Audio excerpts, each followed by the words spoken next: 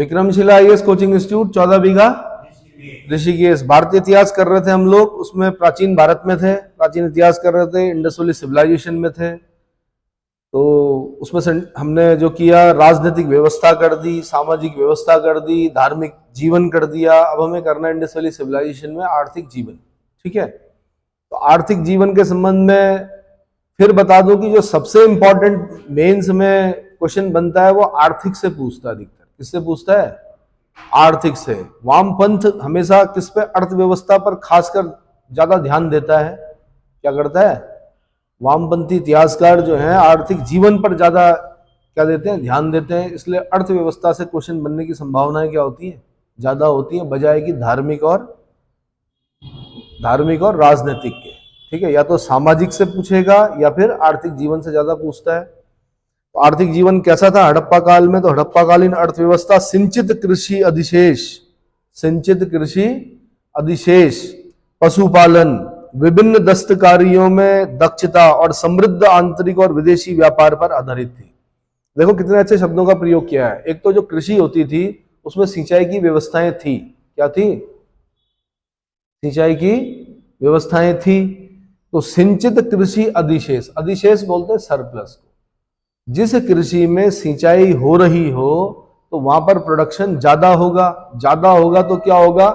अपने खाने के लिए तो उगाएगा, साथ में सरप्लस में भी उगाएगा, जिसको या तो वो बेचेगा या क्या करेगा, व्यापार वगैरह में लगाएगा उसको, फसल को। ठीक है, तो सिंचित कृषि अधिशेष। दूसरा बोल रहा है पशुपालन। तीसरा बोल रहा है विभिन्न दस्तकारियों में दक्षता। दस्तकार बोलते हैं हाथों से जो कार्य किए जाते हैं, चाहे वो माला बनाना है, सीप पर कुछ बनाना है, हाथी दांत का कोई चीज बनानी है। ठीक है ना, तो विभिन्न दस्तकारियों में दक्षता और समृद्ध आंतरिक और विदेशी व्यापार। आंतरिक व्यापार भी और विदेशी व्यापार पर भी आधारित था। कौन? आर्थिक जीवन। कहाँ का? हड़प्पा कालीन अर्थव्यवस्था। कृषि, सिंधु घाटी के लोग बाढ़ उतर जाने पर नवंबर के महीने में बाढ़ वाले मैदानों में बीज बो देते थे और अप्रैल महीने में गेहूं और जौ की फसल काट लेते थे। गेहूं और जौ की फसल काट लेते थे। सैंधव सभ्यता में कोई फावड़ा या फाल नहीं मिला है, परंतु कालीबंगा में हड़प्पा पूर्व अवस्था में हल रेखा मिली है। क्या मिली है? हल की एक रेखा मिली है। कूड़ों बोलते हैं, कूड़ों से ज्ञात होता है कि हड़प्पा काल में राजस्थान के खेतों में हल जोते जाते थे। कालीबंगा से मिले हैं ना जुते हुए खेत के साक्ष्य। क्या मिले हैं? जुते हुए खेत के साक्ष्य मिले हैं। तो कूड़ों यानी हल रेखा से ज्ञात होता है कि हड़प्पा काल में राजस्थान के खेतों में हल जोते जाते थे। हड़प्पा सभ्यता के लोग शायद लकड़ी के हलों का प्रयोग करते थे। किसका? लकड़ी के हलों का प्रयोग करते थे। फसल काटने के लिए पत्थर के हंसियों का प्रयोग करते थे। ये हमारे समय में यूपी आईएएस में क्वेश्चन पूछा गया कि फसल काटने के लिए जो हंसिया होता था, दराती जिसको बोलते हैं, उत्तराखंड में दराती बोलते हैं फसल काटने के लिए, है ना, वो किस चीज की बनी होती थी? तो पत्थर की बनी होती थी। किस चीज की बनी होती थी? तो ये यूपीएससी का क्वेश्चन रहा कभी सब्जेक्ट में। 9 प्रकार की फसलों की पहचान की गई है। चावल जो था गुजरात और राजस्थान में, गेहूं 3 किस्में, जौ 2 किस्में, खजूर, तरबूज, मटर, राई, तिल।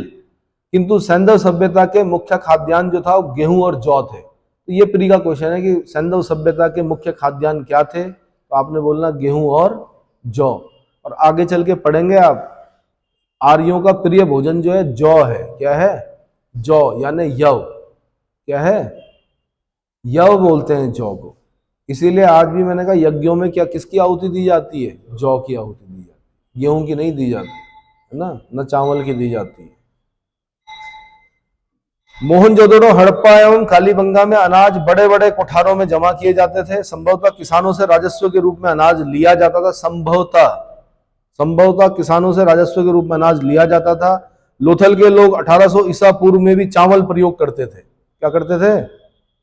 चावल का प्रयोग करते थे। चावल के अवशेष मिले हैं कहां से? लोथल से।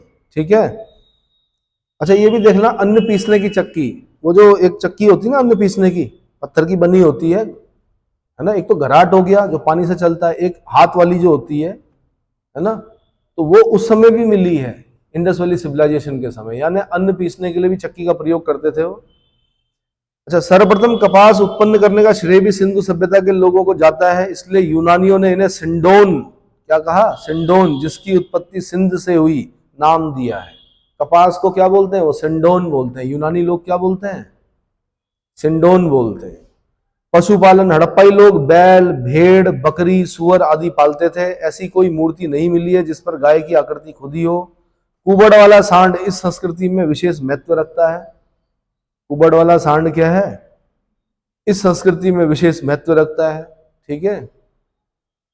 घोड़े के अस्तित्व का संकेत मोहनजोदड़ो की एक ऊपरी सतह पर तथा लोथल में एक संदिग्ध मूर्ति टेराकोटा से मिली है। तो मैंने बताया कि भाई घोड़े से परिचित नहीं थे इंडस वैली सिविलाइजेशन के लोग, लेकिन फिर भी अलग अलग जगहों से घोड़े के संकेत मिले हैं। जैसे घोड़े की हड्डी मैंने बोला आपको कहाँ से मिली है, घोड़े की मूर्ति कहाँ से मिली है, घोड़े के दांत कहाँ से मिले हैं, है ना। तो 2-3 जगहों से घोड़े के कुछ अवशेष मिले हैं। ठीक। तो लोथल से घोड़े की एक मृण मूर्ति मिली है। टेराकोटा बोलता है पकाई हुई मिट्टी की, एक मृण मूर्ति मतलब मिट्टी की मूर्ति मिली है। ठीक है। और मोहनजोदड़ो से भी संकेत मिले हैं। गुजरात के सुरकोटदा नामक स्थल से घोड़े के अस्थि पंजर के जो अवशेष मिले हैं वे 2000 ईसा पूर्व के आसपास के हैं। जो भी हो, इतना तो स्पष्ट है कि हड़प्पा काल में इस पशु के प्रयोग का आम प्रचलन नहीं था। क्या नहीं था, आम प्रचलन नहीं था। गुजरात के निवासी हाथी पालते थे, गुजरात के निवासी हाथी पालते थे। शिल्प एवं तकनीक के बारे में अगर हम जाएं तो सैंधव लोग पत्थर में अनेक प्रकार के औजार प्रयोग करते थे, पत्थर के अनेक प्रकार के औजार प्रयोग करते थे। तांबे के साथ टिन मिलाकर कांसा तैयार किया जाता था। कांस्य युगीन सभ्यता है इंडस वैली सिविलाइजेशन।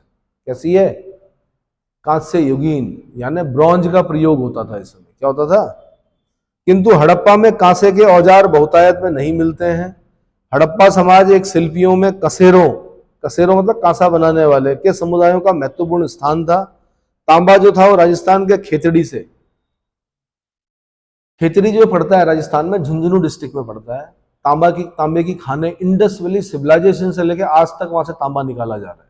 कहां से खेतड़ी, राजस्थान से। महाराजा खेतड़ी के कहने पे ही नरेंद्रनाथ दत्त ने अपना नाम स्वामी विवेकानंद रखा।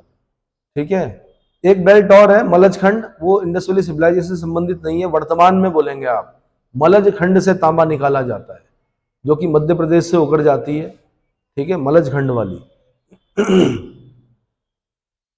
ठीक है। टिन कहां से लाते थे, अफगानिस्तान से।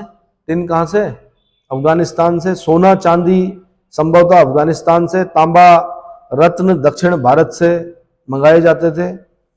एक बार तो ये भी क्वेश्चन पूछा कि कौन सी चीज कहां से मंगाते थे, तो टिन जैसा था वो ईरान और अफगानिस्तान से मंगाते थे। कहां से, तांबा जो था खेतड़ी और बलूचिस्तान से। चांदी ईरान, अफगानिस्तान, फारस, दक्षिण भारत से। एक बार जो यूपीएससी ने क्वेश्चन पूछा वो लाजवर्द मणि पूछा। क्या पूछा, लाजवर्द बोलते हैं लैपिस लज्यूरी को। किसको बोलते हैं, लैपिस लज्यूरी, लाजवर्द मणि। ये मंगाते थे बदखशा। कहां से मंगाते थे, और बदखशा जो पड़ता है वो अफगानिस्तान में पड़ता है। और साथ में लाजवर्द कभी कभी मेसोपोटामिया से भी मंगाते थे। फिरोजा ईरान से मंगाते थे। शीशा ईरान, राजस्थान, अफगानिस्तान, दक्षिण भारत से। शिलाजीत हिमालय क्षेत्र से। नील रत्न बदखशा, नील रत्न भी कहां से, ये बदखशा वाला यूपीएससी का क्वेश्चन है। ऐसे शंख और कौड़ियां सौराष्ट्र गुजरात से और दक्षिण भारत से। शंख और कौड़ियां हमेशा समुद्र के तट पर मिलेगी भाई। कहां मिलेंगी, तो कहां से, दक्षिण भारत से या सौराष्ट्र गुजरात से। हरित मणि दक्षिण भारत से। सेल खड़ी बलूचिस्तान से। क्या बोला था सेल खड़ी को आपने, स्टीएटाइट। तो सेल खड़ी जिसकी की मोहरें बनी होती थी, तो वो बलूचिस्तान, राजस्थान और गुजरात से मंगाते थे। इतना समझ में आ गया, तो ये पता होना चाहिए आपको।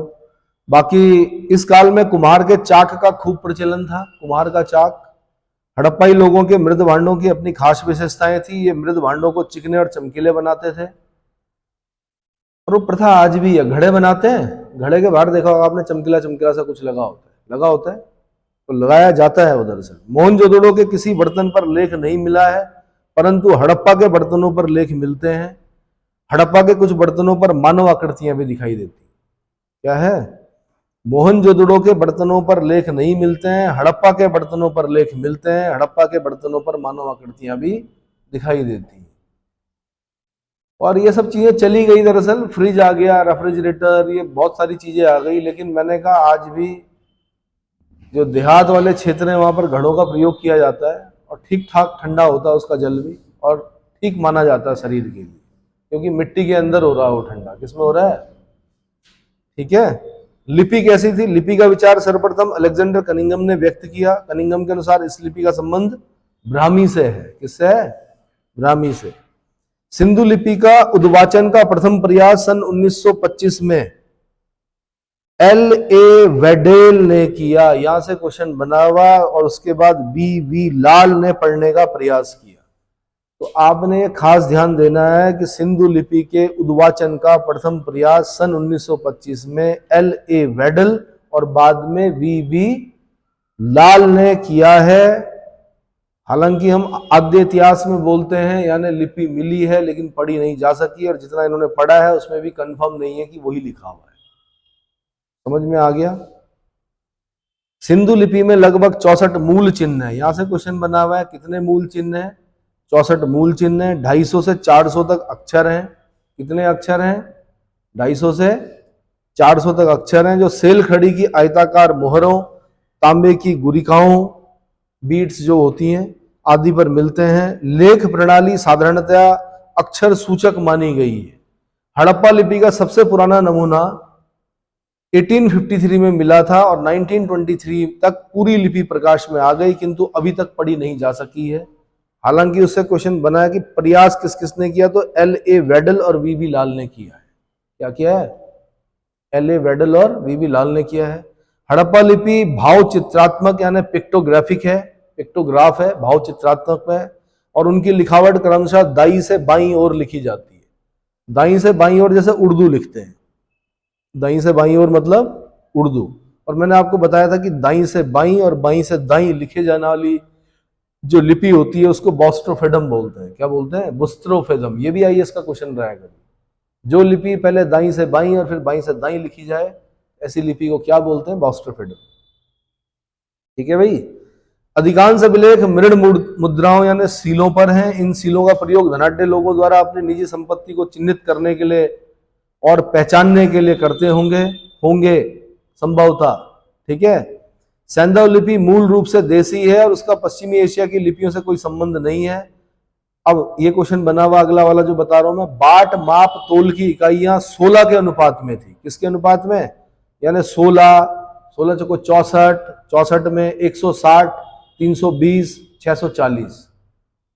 जो बाट और माप थे, जैसे अभी आप करते ना कि 10 ग्राम, 20 ग्राम, 50 ग्राम, 100 ग्राम करते हो, 200 ग्राम, 500 ग्राम, ऐसे तो करते हो। 1000 ग्राम, 5 किलो का, 10 किलो का, 20 किलो का, ये तो करते हो। उस समय जो बाट माप थे वो थे 16, 64, 160, 320, 640। सब में 16 का भाग जा रहा है। ठीक है। तो 16 के अनुपात में थी। ये बाट घनाकार थे, वर्तुलाकार थे, बेलनाकार थे, शंक्वाकार आकृति के थे। कैसे कैसे थे भाई? घनाकार, घन बोलते हैं क्यूबॉइड, नहीं, घनाकार यानी क्यूब। घन बोलते हैं किसको? क्यूब। घनाभ बोलते हैं क्यूबॉइड। अगर घनाभाकार बोलेगा तो क्यूबॉइड, लेकिन कैसा बोला? घनाकार तो क्यूब। क्यूब मतलब लंबाई चौड़ाई ऊंचाई बराबर, क्यूबिक। ठीक है। वर्तुलाकार, अगला बेलनाकार, सिलेंड्रिकल। बेलनाकार मतलब सिलेंड्रिकल। और शंक्वाकार यानी कोनिकल। कोन होता है शंकु। कोन क्या होता है? शंकु। और वर्तुलाकार क्या हुआ भाई? वर्तुलाकार देखो, इंग्लिश में देखिए वर्तुलाकार को क्या बोलते हैं? फलक्रम है क्या वर्तुलाकार? मोहनजोदड़ो से सीप का बना हुआ और लोथल से हाथी दांत का बना हुआ एक पैमाना मिला है? सर्कुलर। वर्तुलाकार मतलब सर्कुलर। ठीक है। मोहनजोदड़ो से सीप का बना हुआ, मोहनजोदड़ो से सीप का बना हुआ और लोथल से हाथी दांत का बना हुआ एक स्केल मिला है, पैमाना मिला है। इसका प्रयोग संभवतः लंबाई मापने के लिए किया जाता होगा। अब ये भी ध्यान देना, हाथी दांत वाला जो स्केल है वो लोथल से मिला है, सीप का स्केल कहां से मिला? मोहनजोदड़ो से मिला है। क्लियर हो गया? आगे पीछे करके दे देगा यूपीएससी वाला। क्या करेंगे? वो हाथी वाला इधर दे देंगे, सीप वाला इधर दे देंगे, बोलेंगे कितने स्टेटमेंट सही है। ठीक है। मृद भांड। हड़प्पा मृद भांडों का पर आमतौर से वृत्त या वृक्ष की आकृतियां मिलती हैं। यही प्रमुख चित्रकारी थी। कुछ ठीकरों पर मनुष्य की आकृति भी दिखाई देती है। लाल पृष्ठभूमि पर काले रंग के चित्र बने थे। कैसे? काले रंग के चित्र बने थे। मोहरें। हड़प्पा संस्कृति की सर्वाधिक सर्वोत्तम कलाकृतियां उसकी मोहरें हैं। अब तक 2000 मोहरें प्राप्त हुई हैं। इनमें से अधिकांश मोहरें, लगभग 500 जो मोहरें हैं, वो मोहनजोदड़ो से प्राप्त हुई हैं। कहां से? मोहनजोदड़ो से प्राप्त हुई हैं। अधिकांश मोहरों पर लघु लेखों के साथ साथ एक सिंगी सांड, एक सिंगी सांड, ये यूपीएससी का क्वेश्चन है। एक सिंगी। दूसरा, भैंस, बाघ, बकरी और हाथी की आकृतियां खोदी गई हैं। मोहरों के बनाने में सर्वाधिक उपयोग स्टीएटाइट यानी सेल खड़ी का हुआ है। ये कई बार क्वेश्चन बन चुका है। मोहरें किस चीज की बनी होती थी? सेल खड़ी की। लोथल और देसलपुर में तांबे से बनी मोहरें प्राप्त हुई हैं। सैंधव मोहरें बेलनाकार, वर्गाकार, आयताकार एवं वृत्ताकार। कैसी हैं? सैंधव मोहरें कैसी हैं भाई? बेलनाकार, सिलेंड्रिकल। वर्गाकार यानी वर्ग बोलते हैं किसको? स्क्वायर। वर्गाकार यानी आयताकार यानी रेक्टेंगुलर, और वृत्ताकार यानी सर्कुलर। कुछ मोहरों पर देवी देवताओं जैसे पशुपति शिव की आकृतियों के चित्रित होने का भी अनुमान लगाया जा सकता है कि संभवतः इनका धार्मिक महत्व भी रहा होगा। वर्गाकार मुद्राएं सर्वाधिक प्रचलित थी। सबसे ज्यादा प्रचलित मुद्राएं उत्तराखंड पीसेस वालों ने पूछा। आंसर वर्गाकार। आंसर ये यूपी उत्तराखंड वालों ने पूछा है। मोहरें जो सबसे ज्यादा है वो किस प्रकार की पाई गई है? वर्गाकार। मोहनजोदड़ो, लोथल तथा कालीबंगा से राज मुद्रांक यानी सीलिंग्स क्या मिले हैं? कहां कहां से मिले हैं? मोहनजोदड़ो से मिले हैं, लोथल से मिले हैं, कालीबंगा से मिले हैं, राज मुद्रांक मिले हैं। इससे व्यापारिक क्रियाकलापों का ज्ञान होता है। उसका ज्ञान होता है? व्यापारिक क्रियाकलापों का ज्ञान होता है। लघु मृण मूर्तियां, लघु मिट्टी की मूर्तियां, छोटी मिट्टी की मूर्तियां सिंध प्रदेश में भारी संख्या में आग में पकी मिट्टी जो टेराकोटा कहलाती, पकाई हुई मिट्टी क्या बोलती है? टेराकोटा। ठीक है, कि बनी मूर्तिकाएं फिगरिन मिली हैं। फिगरिन बोलते हैं इनको, है? बनी मूर्तिकाएं या फिगरिन मिली हैं। इनका प्रयोग या तो खिलौने के रूप में या पूज्य प्रतिमाओं के रूप में होता था। इसमें कुत्ते, भेड़, गाय, बैल और बंदर की प्रतिकृतियां मिलती हैं। और जो टेराकोटा भी है ना, ये भी दरअसल नॉन बायोडिग्रेडेबल होता है। मिट्टी को अगर आपने पका दिया तो फिर वो कभी क्या नहीं होती? मिट्टी नहीं बनती है। समझ में आया? ठीक है। नर और नारी दोनों की मृण मूर्तियां मिली हैं, यद्यपि नारी मृण मूर्तियां अधिक संख्या में मिली हैं। मात्र सत्तात्मक ऐसे ही नहीं बोल रहे हैं, नारी मृण मूर्तियां अधिक मिली हैं। प्रस्तर शिल्प में हड़प्पा संस्कृति पिछड़ी हुई है। पत्थर के शिल्प में हड़प्पा संस्कृति क्या है? पिछड़ी हुई है। व्यापार में अगर आप जाएंगे तो व्यापार कैसा था? सिंधु सभ्यता के लोगों के जीवन में व्यापार का बड़ा महत्व था। इसकी पुष्टि क्या होती है? हड़प्पा, मोहनजोदड़ो, लोथल में अनाज के बड़े बड़े जो कोठार और ढेर सारी जो मृण मुद्राएं हैं, सील्स हैं, एक रूप लिपि है और मानकीकृत माप तोलों के अस्तित्व से होती है। कैसे पता चलता है कि व्यापार करते थे? तो बड़े बड़े कोठार जो मिले हैं, कोठरों में जो अन्न रखा रहता था इनका, ढेर सारी सील्स मिली हैं, मुद्रांक मिले हैं, मृण मुद्राएं मिली हैं, एक जैसी लिपि मिली है, और मानकीकृत माप तोल जो मिला है 16 और 16 के उसमें गुणज में, उससे पता चलता है कि व्यापार करते होंगे। हड़प्पाई लोग व्यापार में धातु के सिक्कों का प्रयोग नहीं करते थे। वे सारे आदान प्रदान वस्तु विनिमय से ही करते थे। बाल्टर सिस्टम, एक चीज लो दूसरी चीज दो, है ना? बकरी लो और क्या ले जाओ? बर्तन ले जाओ मिट्टी के। भेड़ दो, मिट्टी के बर्तन ले जाओ। मिट्टी के बर्तन दो, भेड़ ले जाओ। ठीक है। स्थलीय व्यापार में अफगानिस्तान तथा ईरान तथा जलीय व्यापार में मकरान के नगरों की भूमिका महत्वपूर्ण होती थी। बहरीन द्वीप, जिसको कि दिलमुन भी बोलते हैं, बहरीन यानी दिलमुन, है ना? आइलैंड ऑफ पर्ल कहा जाता है बहरीन को। मनामा, अल मनामा कैपिटल है इसकी। कहाँ है? अल मनामा। ढूंढना जरा एटलस में कहाँ है बहरीन। छोटा सा एक देश है। कहाँ पर है? Gulf of Persia, Persian gulf यानी फारस की खाड़ी पर होगा। तो बहरीन द्वीप यानी दिलमुन के व्यापारी दोनों देशों के बीच बिचौलियों का काम करते थे। दिलमुन का उल्लेख साफ सुथरे नगरों वाले स्थान के रूप में किया गया है। इसे सूर्योदय का देश व हाथियों का देश भी कहा गया है। मगन का समीकरण ओमान से किया गया। दिलमुन, मगन और मेलुआ, ये 3 नाम याद रखने, आईएएस के क्वेश्चन में बने हैं ये। दिलमुन, मगन और मेलुहा। तो मगन का समीकरण ओमान, मगन मतलब ओमान। मस्कट सुना होगा आपने, राजधानी है ओमान की। मोहनजोदड़ो की एक मोहर पर एक ठीकरे के ऊपर सुरेनियन ढंग की नाव, सुमेरियन ढंग की नावों के चित्र अंकित हैं। सुमेरियन लेखों से ज्ञात होता है कि उन नगरों के व्यापारी मेलुहा के व्यापारियों के साथ वस्तु विनिमय करते थे। मेलुहा का समीकरण जो है सिंधु प्रदेश से किया गया है। तो दिलमुन, मगन, मगन यानी ओमान, और मेलुहा यानी सिंधु प्रदेश, मेलुहा यानी सिंधु प्रदेश। ये यूपीएससी का क्वेश्चन रहा है भाई, दोबारा पूछ सकता है, इसलिए ध्यान रखना है इसको। मेसोपोटामिया के लेखों में मेलुहा को नाविकों का देश कहते हैं। क्या कहते हैं? नाविकों का देश कहते हैं। इसके अतिरिक्त हम मोहरों पर जहाजों और नावों का चित्रांकन पाते हैं। लोथल से फारस की मोहरें मिली हैं। ईरान कहाँ रह गया? ईरान कहाँ रह गया? लोथल। लोथल रह गया सराग वाला गांव, अहमदाबाद, भुआ नदी के किनारे। ईरान रह गया बहुत दूर, वहां लोथल से फारस की मोहरें मिली हैं। कालीबंगा से बेलनाकार मोहरें भी सिंधु सभ्यता के व्यापार का साक्ष्य प्रस्तुत कर रही है। बेलनाकार यानी सिलेंड्रिकल। फिरोजा, लाजवर्द मणि, हरिताश्म, टिन सिंधु घाटी में बाहर से मंगाए जाते थे, क्योंकि यहाँ नहीं होते थे लाजवर्द मणि, वो अफगानिस्तान से आती थी, बदखशा से। कहाँ से? सिंध और मेसोपोटामिया दोनों सभ्यताओं में मात्र शक्ति की उपासना होती थी, और दोनों के निवासी बैल, बत्तख, पाषाण स्तंभ को पवित्र मानते थे। बैल को, बत्तख को, बत्तख देखी है? कहाँ देखी? बत्तख देखी है पहाड़ों में? पहाड़ों में कहाँ होती है? नहीं होती पहाड़ों में भाई, मैदानी भागों में होती। जब खेत में पानी भरा जाता तब आती बत्तख। आती है यहाँ? अच्छा, ऋषिकेश में तो हो सकता आती है, श्यामपुर में। बैल, बत्तख, पाषाण स्तंभ को पवित्र मानते थे। सैंधव सभ्यता की समृद्ध एवं प्रमुख कारण उसका विदेशी व्यापार था। सिंधु प्रदेश एवं ईरान के बीच विनिमय की जो कड़ी थी, व्यापारिक मंडी फारस की खाड़ी में बहरीन द्वीप में थी। कहाँ पे थी? बहरीन द्वीप में थी। बहरीन को मैंने बोल दिया आइलैंड ऑफ पर्ल भी बोलते हैं। क्या बोलते हैं? ठीक है, दिलमुन बोलते हैं। बहरीन द्वीप यानी दिलमुन। बहरीन द्वीप हो गया दिलमुन। मगन हो गया क्या? मगन हो गया ओमान, और मेलुहा हो गया सिंधु प्रदेश। मेलुहा क्या हो गया?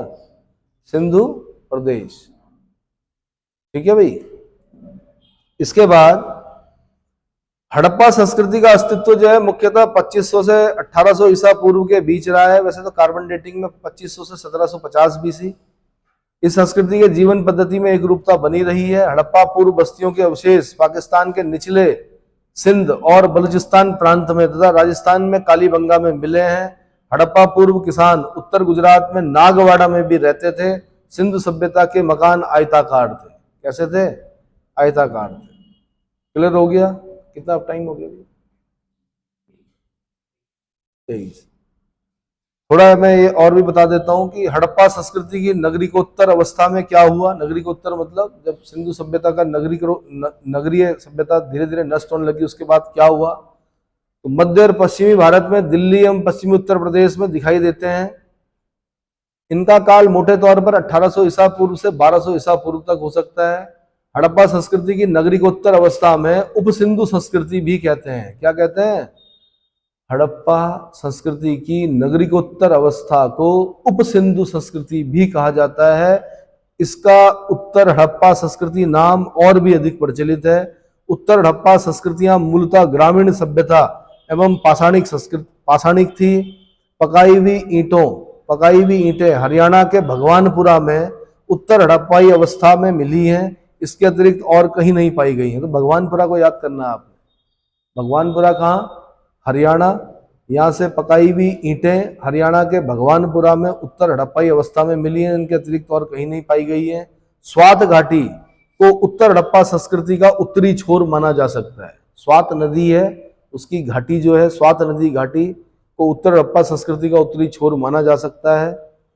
हड़प्पोत्तर काल के लोग काला धूसर ओपदार मृद भांड, कौन से? ब्लैक पॉलिश्ड, काला धूसर ओपदार मृद भांड का प्रयोग करते थे। ये इंपॉर्टेंट है, क्वेश्चन आ सकता है कि हड़प्पोत्तर काल के लोग किस प्रकार के मिट्टी के बर्तनों का प्रयोग करते थे, है ना? तो आंसर काला, धूसर, ऊपदार, मृद भांड का प्रयोग करते थे। रागी जो है, मिलेट जिसको बोलते हैं, भारत के किसी भी हड़प्पा स्थल में अभी तक नहीं देखा गया है। आलमगीरपुर में उत्तर हड़प्पाई लोग कपास भी उपजाते थे, कपास भी उपजाते थे। आमतौर पर सभी उत्तर हड़प्पाई स्थलों में मानव मूर्तिकाओं और वैशिष्ट सूचक चित्राकृतियों का अभाव है। इतना क्लियर हो गया? बस सुनते रहिए उसे, और फिर क्या, बार बार याद करना है आपने। फिर थोड़ा पतन के बारे में बता दूं तो भाई, पतन मेंस का क्वेश्चन होता है कि सिंधु घाटी सभ्यता के पतन के बारे में लिखिए। तो आपने पहले विद्वानों के विचार पढ़ने हैं कि गार्डन चाइल्ड, मार्टिमर व्हीलर और स्टुअर्ट पिगट बोलते हैं कि बाह्य आक्रमण और आर्यों के आक्रमण की वजह से सिंधु घाटी सभ्यता का पतन हुआ। सर जॉन मार्शल, आर्नेस्ट मैके और एस आर राव बोलते हैं कि बाढ़ की वजह से इंडस वैली सिविलाइजेशन का पतन हुआ। ऑरेल स्टाइन और अमलानंद घोष बोलते हैं कि जलवायु परिवर्तन की वजह से इंडस वैली सिविलाइजेशन का पतन हुआ। एम आर साहनी पतन का कारण जल प्लावन को मानते हैं, यानी बाढ़ को मानते हैं। सर जॉन मार्शल प्रशासनिक शिथिलता को मानते हैं। के यू आर कैनेडी प्राकृतिक आपदा को मानते हैं।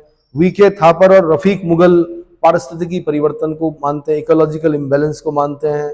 फेयर सर्विस और डॉक्टर कुलदीप सिंह पारिस्थितिकी निम्नीकरण को मानते हैं। कौन? फेयर सर्विस और डॉक्टर कुलदीप सिंह। इतना समझ में आ गया?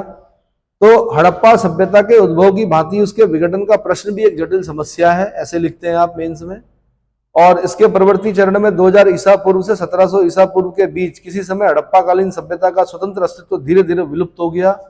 इस सभ्यता के पतनोन्मुख और अंततः विलुप्त हो जाने के अनेक कारण हैं, जैसे बाह्य आक्रमण हो गया, भूतात्विक परिवर्तन हो गया, जलवायु परिवर्तन हो गया, विदेशी व्यापार में गतिरोध हो गया, साधनों का तीव्रता से उपभोग हो गया, बाढ़ एवं अन्य प्राकृतिक आपदा, प्रशासनिक शिथिलता। तो आपने विद्वानों के साथ याद करना है कि किसने क्या कहा। गार्डन चाइल्ड, स्टुअर्ट पिगट और मार्टिमर व्हीलर, बाह्य आक्रमण और आर्यों का आक्रमण। खासकर मार्टिमर व्हीलर जो मानते हैं वो आर्यों का आक्रमण मानते हैं, सबसे ज्यादा बार पूछा गया प्रश्न है। क्लियर हो गया? क्लियर? ठीक। बाकी मैं पेपर प्रैक्टिस करवाऊंगा आपसे, पेपर दूंगा इसका, तो उसमें आपने देखना है कि आपकी समझ में कितना आया, कितने क्वेश्चन आप अटेम्प्ट कर पाते हो। ठीक है, इसमें इतना ही कर रहे हैं।